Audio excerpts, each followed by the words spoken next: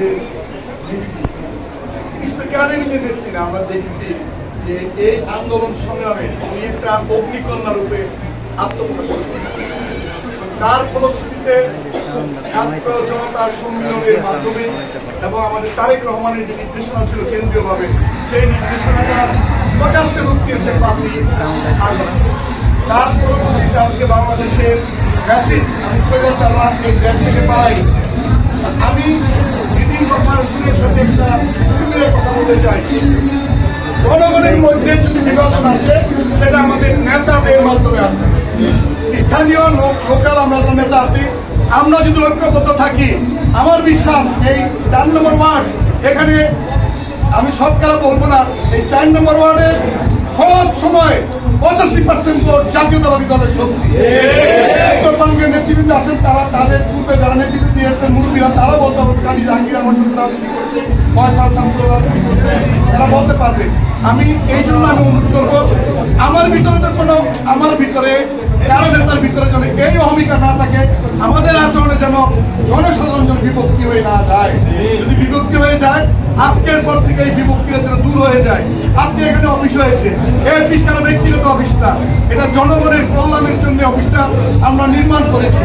আজকে অফিসটা হওয়াতে দিদি এখানে আমাদের জনগণের সাথে কথা বলতে পারছে। আজকে মোশাররফ নম্বর বাড়িতে গেলে আমরা ব্যক্তিগতভাবে বসতে পারবো, খাইতে পারবো। আমার বাসায়ও সেখানে রাজনৈতিক কার্যক্রম আমি যখনই আসি সকাল থেকে সেখান থেকে তা চালাই, কিন্তু এই অঞ্চলে এই পাড়ায় কোনো একটা বসার ভালো জায়গা নাই। সেই জন্য এই জায়গাটা সকলের সহযোগিতায় এই যে আজকে খেলার যেখানে হইলো এইখানে এই অফিসটা করা হয়েছে। আবারও বলছি, এই অফিস সম্বন্ধে, এই ভবন সম্বন্ধে কারো যেন মতৈক্য না থাকে। এখানে কোনো ব্যক্তিগত কারো লোকের বাহাদুরি নাই, এখানে জাতীয়তাবাদের শক্তির কথা হবে, এখানে এলাকার মানুষের উন্নয়নের কল্যাণকর কাজ হবে।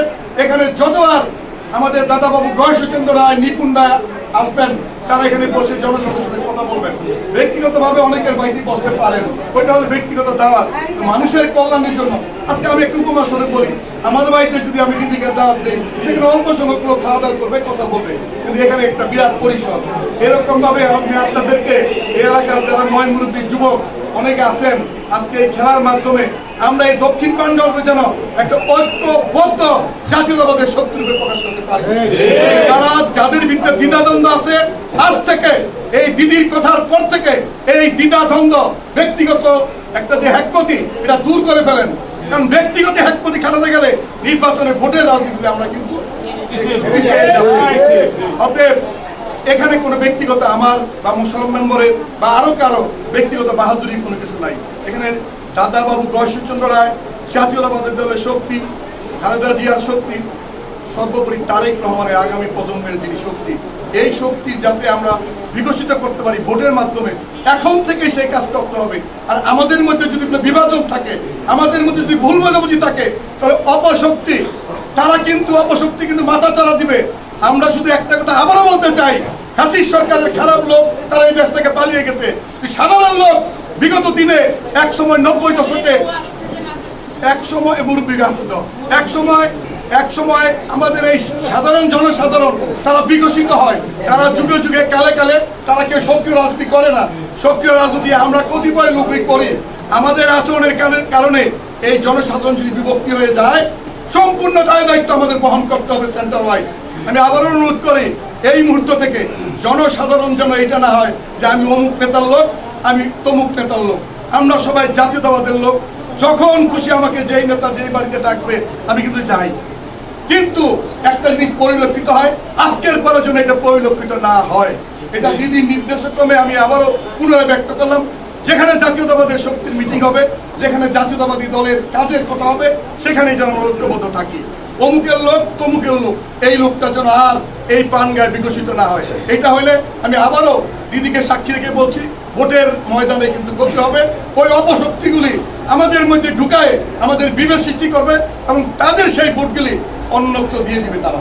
আমি জানি জাতীয়তাবাদী শক্তি আল্লাহর রহমতে আগামীতে ক্ষমতা আসবে, কিন্তু আমরা যেন দুর্নামের ভাগে না পড়ি যে প্রাণগাঁও সেন্টারে 4 নম্বর সেন্টারে ভোট কম পেয়েছে। সেখানে ভোটের পরিসংখ্যান ইনশাল্লাহ আমাদের জাতীয় শক্তি পাস করবে, কিন্তু ভোটের পরিসংখ্যানটা যেন অসম্মানজনক না হয়, সম্মানজনক হয়। এই আশাবাদ ব্যক্ত রাখছি যে আপনারা সবাই, আজকে অনেক মুরব্বী এখানে নাই, যেহেতু আমি আবারও বলছি, আগামীতে যে কোনো কাজ করবো আমরা পরামর্শ করবো। আরে ভাই, পরামর্শ করার ফলে বাংলাদেশের ব্যাপক একটা সমস্যা হয়েছিল। আমাদের নেতা তারেক রহমানের সাথে তত্ত্বাবধায়ক সরকার বসার সাথে সাথে বাংলাদেশের এই রাজনৈতিক অঙ্গনের যে সমস্যা তাৎক্ষণিকভাবে দূর হয়ে গেল।